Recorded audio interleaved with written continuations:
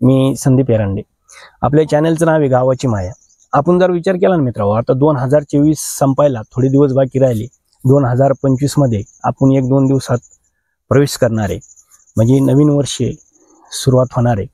तर ह्या नवीन वर्षाला सर्व शेतकऱ्याला मी सर्वांचे हार्दिक शुभेच्छा देतो. नवीन वर्ष सुख आणि समृद्धीचं जावो हीच मी ईश्वरचरणी प्रार्थना करतो. दुसरी गोष्ट काय मित्रांनो, की दरवर्षी आपण अपेक्षा करतो की बाबा ह्या वर्षी नाही तर पुढच्या वर्षी आपल्या मालाला योग्य भाव मिळेल. आपण शेतकरी असल्यामुळं कष्ट घेतो, रात्रंदिवस कष्ट करतो. पण काय होतं मित्रांनो, दरवर्षी आपल्याला एक निराशाच शेतकऱ्याच्या पदरात येत चालली. आपण आता जर बघितलं ह्या वर्षी की बाबा कपाशीचे भाव काय, सोयाबीनचे भाव काय, आणि सध्याची एक तर ताजी परिस्थिती अशी मित्रांनो की तुरीचं जे आहे की 10-11 हजारापर्यंत जे मार्केट होतं ते डायरेक्टली 6-6.5 हजारावर आलंय. म्हणजे 50% शेतमालाचे भाव डायरेक्ट वाढलेले 50% कमी होतात. म्हणजे ही विचार करायसारखी गोष्ट आहे. दुसरीकडे जर आपण बघितलं की आता केंद्र सरकारने एक निर्णय घेतला की शेतकऱ्याला एक अटॅकच येतो आहे की नाही, की 1 जानेवारीपासून किंवा खताचे दर केंद्र सरकार जाहीर करणार आहे आणि त्याच्यात त्यांनी दर वाढ केली. प्रत्येक बॅग मागं 200 ते 150 ना ते दर वाढलेले आहे मित्रांनो. आणि 1 जानेवारीपासून नवीन दर ते लागू करणार आहे. म्हणजे 2025 मध्ये शेतकऱ्याला एक मोठा फटका, आर्थिक फटका ह्या खताच्या वाढीमुळे बसणार आहे. हे असताना मित्रांनो की दुसरीकडे हे जे पाहतोय आपण, खत पाहतोय, बियाणं पाहतो, औषध पाहतो, ह्या सगळ्या गोष्टीचे भाव भरमसाठ एकीकडे वाढू राहिले. पण आपल्याकडे दुसरीकडे जर विचार केला, म्हणजे आपल्या मालाचे जर भाव पाहिले तर हे कुठं वाढायला तयार नाही. उलट 10-5 वर्षातून एकदा जर वाढले तर ती इतके गप्पी रिवर्समध्ये येऊन जातात की लगेच 50% वर येतात. आता तुरीचं जर उदाहरण पाहिलं तर 10-11 हजाराला विकणारी तूर आज डायरेक्ट 6-6.5 हजारावर आली. दुसरी कपाशी एक वेळेस 10 हजारापर्यंत गेलती, ती परत 6.5 ते 7 वर आली.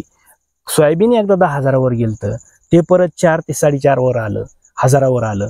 म्हणजे हे ज्या गोष्टी मित्रांनो इतर याच्यामध्ये होत नाही, पण शेतमालाचेच असे आहे का बाबा एकदा भाव 5-10 वर्षातून एकदा वाढतो, तो पण टिकून राहत नाही. महिनाभर पण शेतकऱ्याला मार्केटमध्ये भाव टिकून राहत नाही.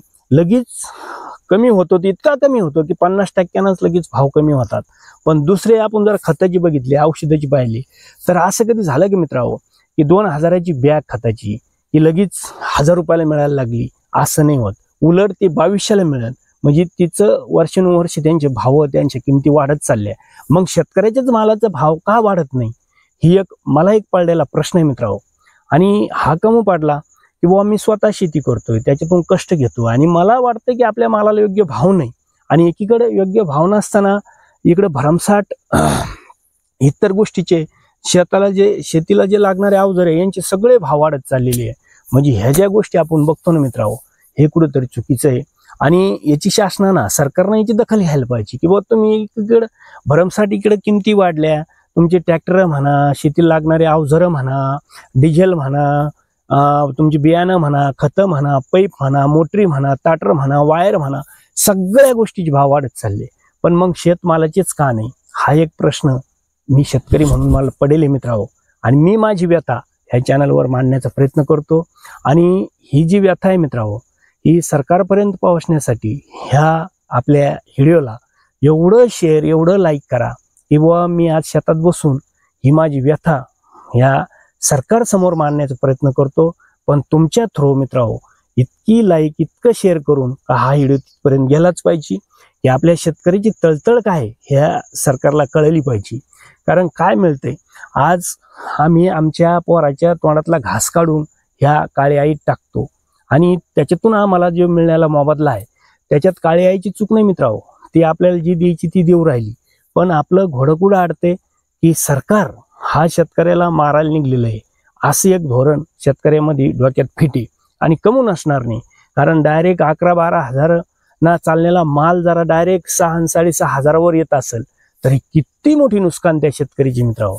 म्हणजे गेल्या वर्षी जर तूर 11-12 हजार विकली म्हणून शेतकऱ्यांनी जर तूर पेरली आणि ती ह्या वर्षी जर 6 हजाराला विका लागली तर मग किती तोट्यात येत शेतकरी. म्हणजे कशा काय भरोसा ठेवणार, कोणचा माल घ्यावा, काय करावा, काही सुसायला मार्ग नाही मित्रांनो शेतकऱ्याला. म्हणून शेतकऱ्याचे जे आत्महत्या वाढतच चालल्या, कारण फक्त सरकारच्या चुकीच्या धोरणामुळे.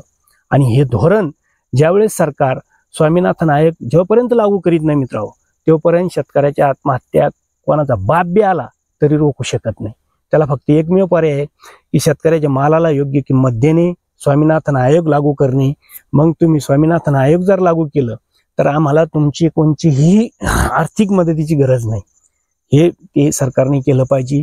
म्हणून हात जोडून माझी विनंती मित्रांनो की ह्या व्हिडिओला एवढं शेअर आणि लाईक करा की हे सरकारपर्यंत आपली व्यथा पोहोचली पाहिजे.